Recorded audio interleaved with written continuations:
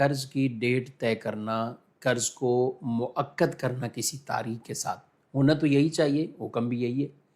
لیکن بعض قرضوں میں فرق ہے۔ ایک ہوتا ہے کہ آپ کوئی چیز لیتے ہیں اور اس کے بدلے میں ڈیٹ طے ہوتی ہے کہ یہ پیسے، اس کے پیسے آپ کو 6 مہینے بعد فلاں مہینے فلاں تاریخ میں دیں گے،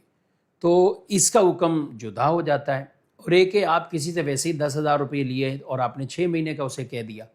تو یہ جو آپ نارمل قرض لیتے ہیں 10 مہینے کے لیے اور 10,000 لیے 6 مہینے کے لیے،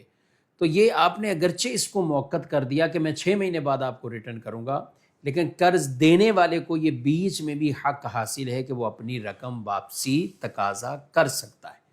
لیکن جو آپ خرید و فروخت کے ذریعے ایک طرح کا مقروض ہوتے ہیں، مطلب آپ نے کوئی چیز خریدی کہ 6 مہینے ادھار پر اور 6 مہینے بعد پیسے دینے،